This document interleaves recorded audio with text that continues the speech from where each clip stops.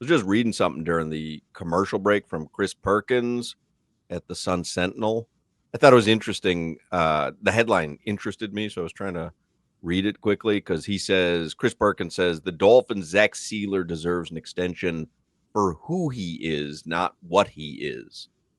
And as I peruse it, Dolphins defensive tackle Zach Sieler doesn't deserve a raise just because he's a high quality football player who has back-to-back 10-sack seasons and was voted team MVP last season. Sieler doesn't deserve a raise just because he's a high quality guy. Make no mistake, he's both of those, and they're both part of the reason the Dolphins should extend his contract. But to me, Sieler, who turns 30 on September 7th, deserves a raise because he also embodies everything this franchise wants, this team wants, this community wants. On a team searching for culture change, Sieler exemplifies the mountaintop. On a team that's been accused of financially disrespecting players searching for a new contract, Sieler could represent a break from that narrative. In short, this isn't about money. This is about respect. Sieler is a hard worker, a self-made guy who came up from the NFL ashes. You know his story. He's a 2018 seventh-round pick by Baltimore who was a walk-on at Division II Ferris State in Michigan. After being cut by the Ravens in December 2019, he was signed by the Dolphins. He and his wife drove to South Florida in an RV that doubled as their home. Since then, he's worked his way into the starting lineup and become one of the NFL's most productive interior defensive linemen over the last 2 years. He's been more productive than fellow defensive tackle Christian Wilkins, a good friend, ex-Dolphins teammate, and former first-round pick, who's now with Vegas on a 4-year, $110 million contract. You've got to respect Sieler's journey, his perspective, and his selflessness. We have more than we ever imagined, Sieler said Thursday. I'm beyond blessed for these last 7 years alone. My wife and I love how our life has turned out. It's been just awesome. Now I do feel that respect coming, and I think I've earned it, and I know I've earned it. And he goes on to speak today, and Chris Perkins writes, that quote is one of the big reasons I favor giving Sieler a contract extension. Sieler has certainly been respected by the Dolphins in many ways. They gave him a 3-year, $30 million contract extension in 2023, but he deserves more respect. Don't get it twisted. This isn't an attempt to canonize Sieler or make him into some larger-than-life being. He's human. He has faults as everyone else. This is intended to say Sieler's impact and influence goes beyond the field, the locker room, and meeting rooms, and delves into the realm of setting a good example, which this team needs. For example, one of the things Sieler mentioned a few times Thursday was he's here because this is a critical time for team building and setting a tone that lasts throughout the season. He feels it's more important to be here and be an essential part of that tone setting rather than sitting out worried about money. Oh, and here's something else. Sieler could have opted for a hold-in, a technique some players utilize when they want more money, instead of a holdout during which a player doesn't report to training camp and subjects himself to fines and risks being a distraction to the team. A hold-in entails showing up and participating in some drills, but not all drills. Players usually sit out the 11-on-11s when injury risk is the highest. Chris Perkins continues, the Dolphins will likely put on pads next week or in early August. That's when Sieler's injury risk increases. He declined to say today whether he'd utilize hold-in techniques when the pads come on, which Wilkins did in 2023. We're not there yet. I'm not going to speculate. For right now, I'm out there with the guys. I'm going to keep being out there with the guys, and we're going to keep growing as a unit. In other words, Sieler is choosing to put the team's needs ahead of his own needs. He's always operated in such an unselfish fashion. That's another reason he deserves a contract extension. First off, him doing media availability and portraying this is genius for his contract negotiations. Because now the world he just got a great column from Chris Perkins. I mean, because you do that, you give to the media that kind of access and tell them what you're actually feeling. And if it resonates, which it obviously did with Chris Perkins, I mean, that does Zach Sieler a whole hell of a lot of good. Yeah, so that was genius on his side. I think he's with Drew. Is he with His, Drew? I believe so. But whoever's He agent is. is, that was genius. He's with Drew, right? Yeah, and Drew knows what he's doing. No. Don't act mad. Go talk to him and just say you want a new contract, but you love to be here. You love to set the tone, be here for your teammates. So I do think he's a genuine guy, but that was a genius move business-wise. And I'm always on to just do your damn job. Be a good football player. He is a good football player. But there is something to the locker room, as we've seen the lack of leadership and all that stuff, that change of culture.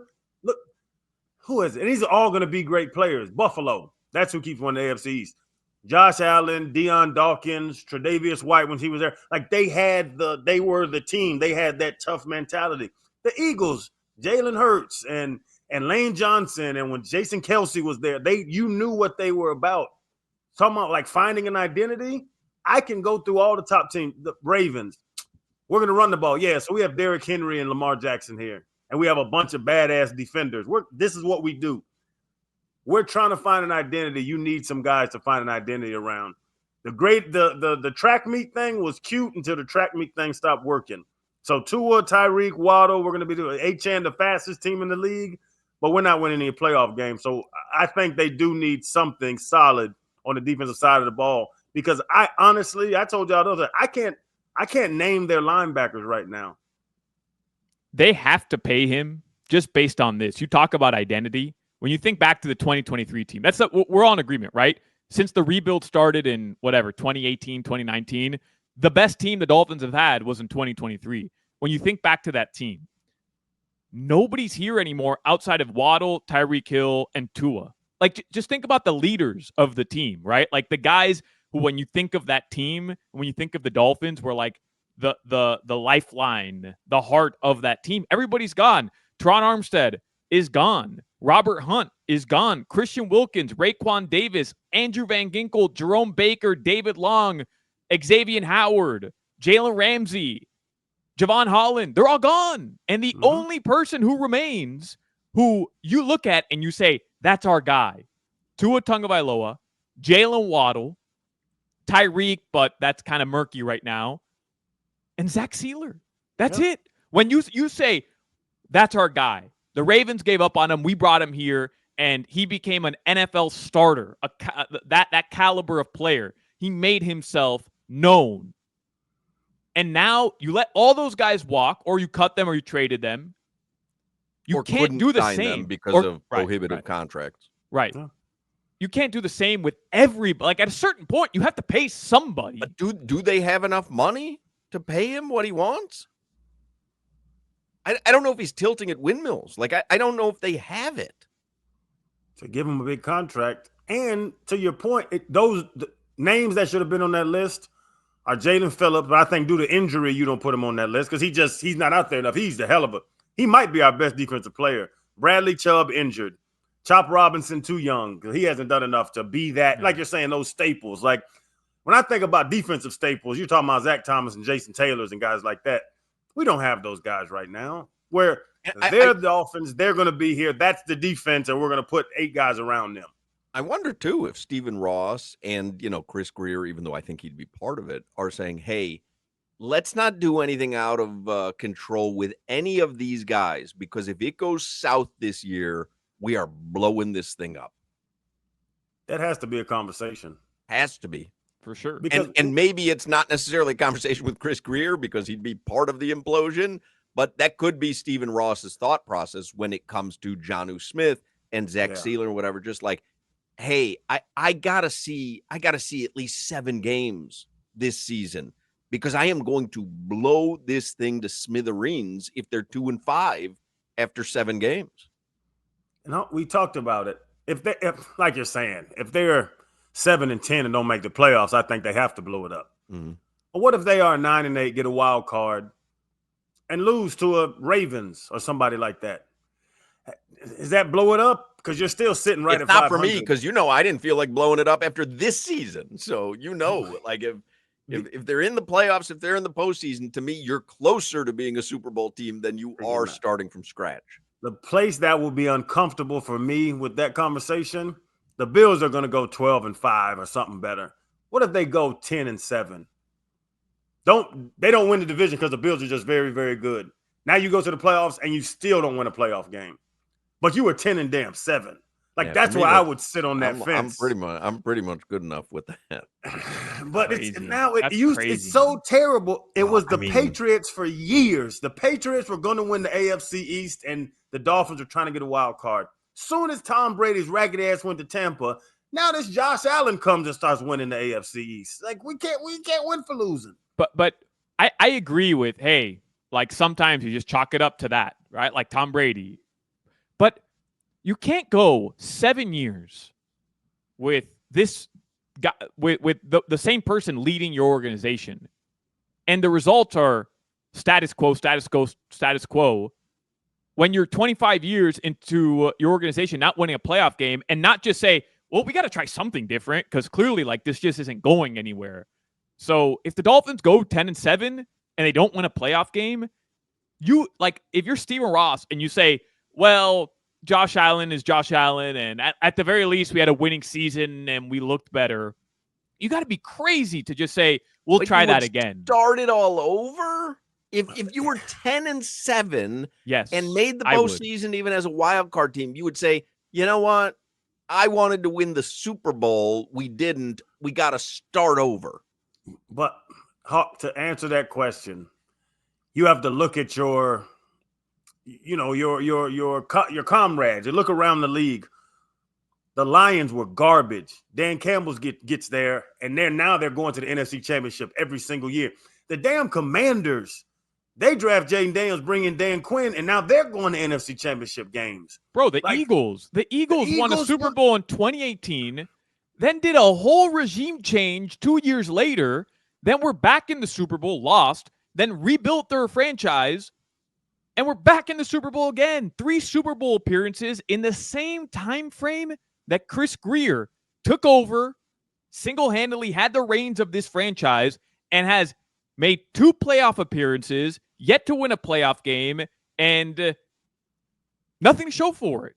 So I understand what Hawk is saying. You go 10-7, and you're going to say it's cutting off your blow nose it up, to spite your face, like right. Yeah, but Hawk, you would agree. You have to look at a sample size also and say 7 seasons where you're not closer to the ultimate goal. I get it, spinning but your wheel. But you are closer if you're 10-7. But if you're ceiling to that super, but you take yourself further away if you blow it all up and try something new. Try something new. The Texans are going to divisional games. Commanders, the Commanders go to the conference championship after 2 years of Dan Quinn. I'm not arguing that there's been no results because that's inarguable. I'm just saying if you do happen to go 10-7 and you're in the playoffs, what a weird time to go. We gave it a shot this season, didn't win the Super Bowl. Let's start over. Fans, sorry about it, but we'll talk to you in 2029 when we think we have this thing together. Like, I just don't see any organization. I see an organization who's had recent success doing that. Yeah. But it's been 25 years since a playoff win, something like that. Like, yeah, you can't start over if you feel like you're getting closer. Hard Rock Bet app, they do like a rewards drop on Thursdays. So if you do have the Hard Rock Bet app, log into your account now and then go to like rewards or notifications, and it says reward drop, and you hit it there and they'll put some stuff in your account. I just got a no sweat $50 MLB bet and stuff. Just giving you a little heads up. One of the texters was nice enough to remind me that the Hard Rock Bet app drop just started. I got a no sweat bet on golf up to $50. No sweat bet on MLB up to $50. Bet $200, get a $20 bonus bet. So, Hawk, and this is to this conversation. Mike McCarthy in Dallas. 21, 12-5. 22, 12-5. 23, 12-5. Lost in a wild card, lost division, lost in a wild card. They fired him. Yes. Their standards are higher than our standards. I'm not suggesting that you could go 10-7, make a wild card game and not win a playoff game, and that it would be unheard of to fire the coach. I'm not suggesting that. I'm talking about, hey, get rid of Zach Sieler, get rid of Tua. Like, I'm talking about blowing it up roster-wise. Yeah. I don't know. I think you could keep Zach Sieler. I don't think he's the type of guy that you would move on. Why would you have a giant contract with he wants a giant contract? Why would you have a giant contract with someone that you know you're not going to win anything in the next 2-3 seasons as you rebuild? But Zach Sieler isn't Christian Wilkins. He's not somebody who's going to say, I want 5 years, $200 million, whatever. Well, it wouldn't be 200. Well, because he's not. Like, he's not comparable to Christian Wilkins, who was drafted by a team in the first round and but who Perkins said he's got better numbers. Bowler. Better numbers. He's not. He also can't be the 30th highest paid interior D lineman in the NFL, which is what he is right now. So I think you can work with a guy like Zach Sieler, who's been through it all in the NFL, somebody who's literally cut by a roster, found a spot in Miami, has become a cornerstone player in this franchise. You could work with him and say, hey, we'll make you the 12th highest paid interior D lineman in the NFL, and we'll pay you a bunch of money up front right now so that, we're not paying you 5 years. The money to pay a bunch of money up front. They've got the money. Well, we'll talk with Omar Kelly about it this hour. I'll tell you, it's not Zach Sieler. You cannot have Waddle and Tyreek both making $30 million a year. That's the way you had to sacrifice. You can't have Bradley Chubb and Jaylen Phillips now who has to get paid. You can't keep $30 million guys like that. It's not that easy.